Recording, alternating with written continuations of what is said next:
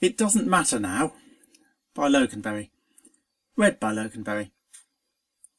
There is no up or down. The universe in which Equus turned and which Equestria had once existed had had a pretty good run, all things considered, give or take a couple of relatively minor apocalyptic calamities.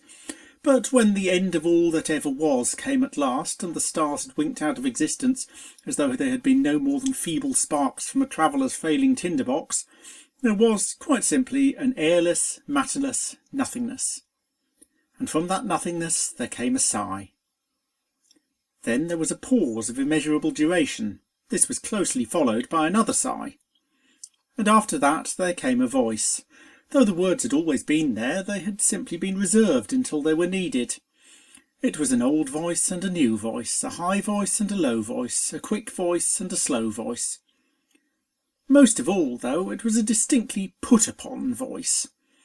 It said, "You're really not making this easier for either of us, you know."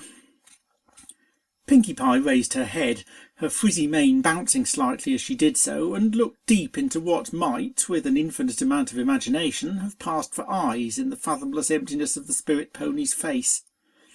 A small, nameless sound escaped her lips. It might have been a squeak of fear, it might have been a grunt of annoyance, it might have been a threat, it might even have been laughter. Considering everything else, it was probably laughter. Nevertheless, the moments quickly passed, and the universe was silent once again as it stood on the edge of oblivion. This was not the quiet of a country lane, nor even the stillness of midnight. It was the utter absence of sound. There was no air for it to pass through, no atmosphere for it to inhabit. There was the spirit pony, the earth pony, and nothing else. Pinkie had simply paid this inconvenient fact no heed, but otherwise nothing was all there was. Well, almost nothing. Just one simple atom of hydrogen, a single unassuming ionised proton, remained to keep them company, as it had done now for uncountable millennia. It turned over and over in the void, tumbling up and up, or maybe it was down, who could tell? Pinkie, after watching it with interest for a while, reached out a forehoof and somehow trapped the atom against a handy edge in the edgeless space. "How do you do that?" came the spirit's exasperated voice. "It's all I can do to get the psi effect going in a vacuum like this, and I've had practice. Yet here you are, this splash of pink in a place where even black should not be. Please, please, may I just get this done, and then we can all have some nice rest. I'd even think about offering you a cup of tea later on, though obviously it would just be for the show of the thing. It doesn't matter now." Pinkie shook her head, her mane flowing in strange new ways in this airless emptiness. She rose up on her hind legs, balancing the proton on her left forehoof while she made a gesture with her right. It was a most un-Pinkie-like gesture in its bluntness and unambiguity. Twilight Sparkle would no doubt have been horrified had her essence not departed eons ago, along with that of every pony else. "No!" she rasped. The harshness of her tone was such that the spirit pony was pushed back momentarily. "No, it does matter. You do not break a Pinkie promise. And when the pony who's made that promise is Pinkie, that's even more important. And I promise to keep my promise forever. And when Pinkie Pie promises to keep a promise forever, that does not just mean for a long time. It does not just mean till I die. It means forever. And forever means what it says."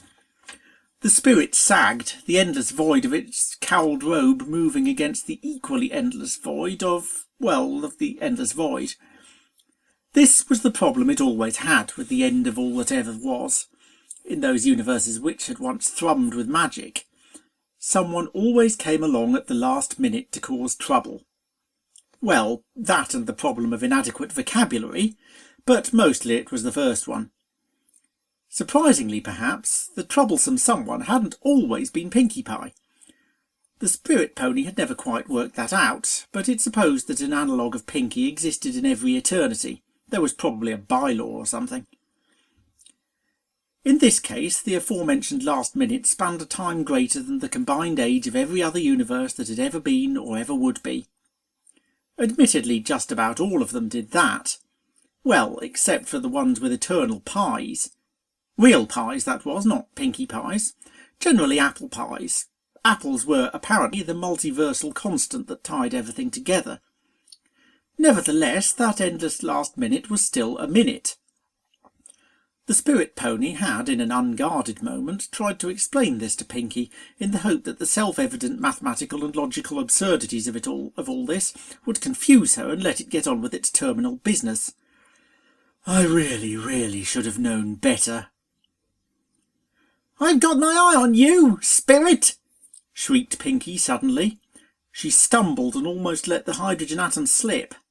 The spirit pony's breath, such as it wasn't, caught in its throat.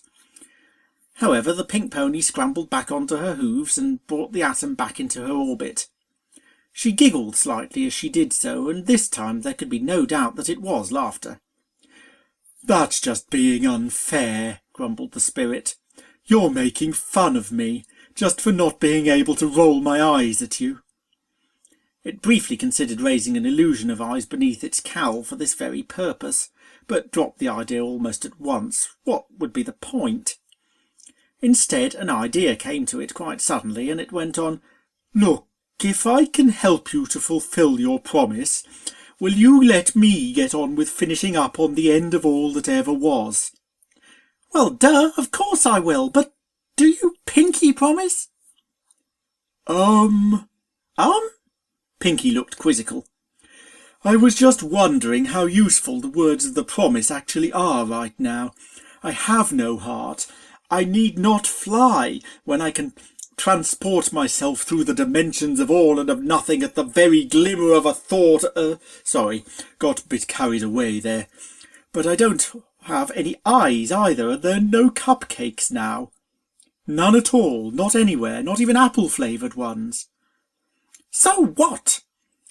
The spirit pony summoned up another sigh. Okay. I Pinkie promise to help you fulfil your Pinkie promise. Cross my heart and hope to fly, stick a cupcake in my eye. Pinkie's beam was a remarkable one, even by her very considerable standards. She lifted the hoof on which the atom of hydrogen still rested, and with infinite gentleness blew it away from her. As it reached the spirit, it too winked out of all existence, out of all time, and even out of all thought. The beatific smile of relief that somehow flickered across the spirit pony's non-face was all that Pinkie needed to see, and her beam widened still further. "Oh, Spirit, you're the best! Now I've done what I had to. I Pinkie promised to make every pony smile, and you were the very last one. And now I've done it! I've kept my promise, just like I told you. Pinkie Pie always keeps her Pinkie promises, and she always keeps them forever!" And so it was that the end of all that ever was ended.